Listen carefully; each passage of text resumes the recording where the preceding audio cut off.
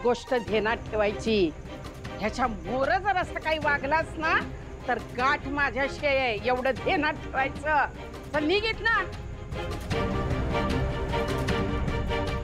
नाही आजी, मला ना फरक नाही पडत आज काय आणि काय नाही.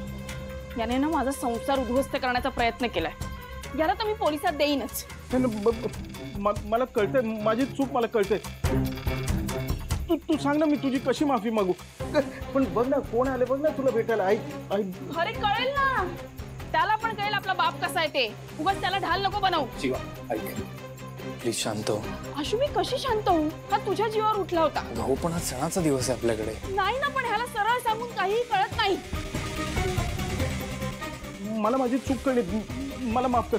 बरं माझं नाही हे पण बाळ बघ ना काय बोलतो.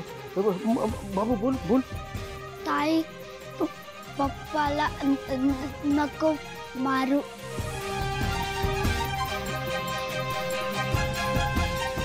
अशोक सर, मी मी मी मी तुमची माफी मागतो. मी हवं तर तुमच्या पाया पडतो. अहो मी जे केलं ना, मी खरंच करायला नको होतं.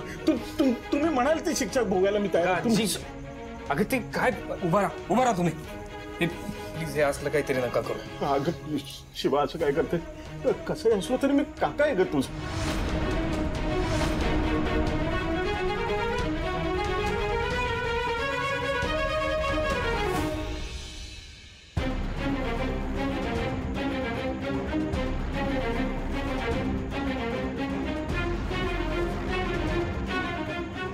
ठीक आहे, पण माझा राग इतक्या लगेच शांत होणार नाहीये. पण आता सण आहे ना, म्हणून मी हा विषय थांबूया आपण इथे. तू मला माफ केलं. हे बाबू पण ताईनी मला माफ केलं. मी तुला वचन देतो, आपल्या कुटुंबाबरोबर मी असं परत कधीच करणार नाही.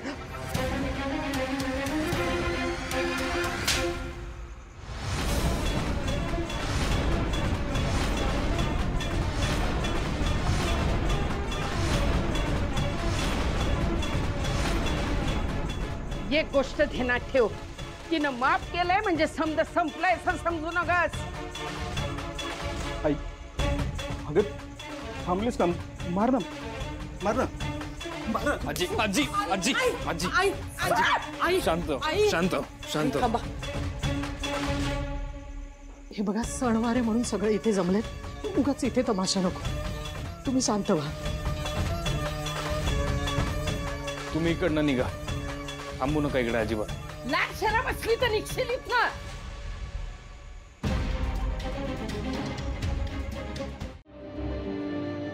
काय आज तू तुझ्या आवडत्या जागी बसलीस? तुला कसं माहित? मला नव्हतं माहिती. जिथून चांदण्या दिसतात ना, ती तुझी आवडतीच जागा असणार ना.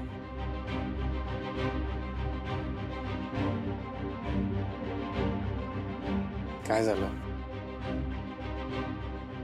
एवढं सगळं छान चाललंय, चेहऱ्यावर टेन्शन काय?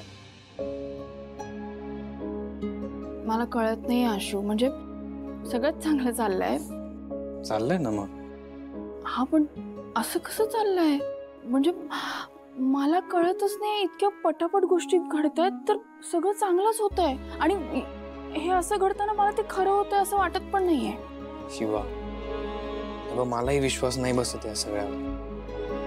म्हणजे चाललंय ना ते खरंच चाललंय, त्यावर विश्वास ठेव. तुला सांगू का? कारण ज्या व्यक्तीने आपल्या आयुष्यभर दुसऱ्याच्या चांगल्याचा विचार केलेला असतो, नेहमी लोकांच्या पाठीशी उभा राहिली, ती चांगल्याच गोष्टी डिझर्व करते. आणि तू फक्त हेच केलंयस, दुसऱ्यांना मदत केली आहेस, त्यांच्या चांगल्याचा विचार केलायस. त्यामुळे हे सगळं जे घडतंय ना तुझ्याबरोबर, हे खरंच घडतंय आणि ते तू डिझर्व करतेस. त्यामुळे ह्याच्यावर विश्वास ठेव.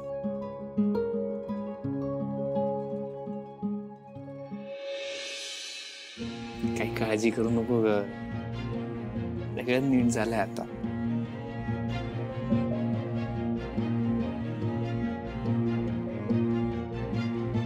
ऐक ना आशू, पण काय काय लपवतोयस? तुला काय सांगायचं सांग बरं मला. सांगतो ग, असं नाही, पण तू सांग ना, उगाच टेन्शन येतं मला. काय तू टेन्शन घेऊ नको, टेन्शनची गोष्टच नाहीये. मग सांग ना, असं सांग का ना. म्हणते? ऐक ऐक एक पहिले डोळे बंद कर.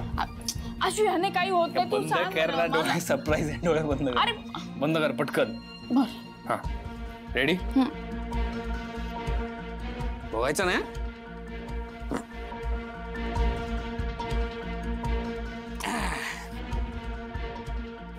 उघड डोळे.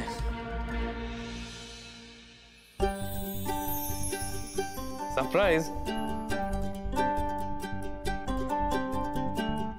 कसं आहे? शपथ, आशू ही पावलं काय काय भारी दिसतायत रे. आशू किती भारी आहे. या घरची सूनबाई जेव्हा या घरात आली, सगळ्यांचं मन जिंकून आणि ऑफिशियली, तेव्हा म्हटलं की काहीतरी आठवण पाहिजे, म्हणून मी हे केलं. भारी आहे, खूप भारी आहे. पण तुला हे सुचलं कसं आणि कधी? अगं मी हे तेव्हाच करायला टाकलं होतं, पण ते आत्ता झालंय. ए ऐक ऐक ऐक ऐक, काय झालं तुला? आता कशाला डोळ्यात पाणी आहे? ऐक ना, ही आनंदाची गोष्ट आहे ना.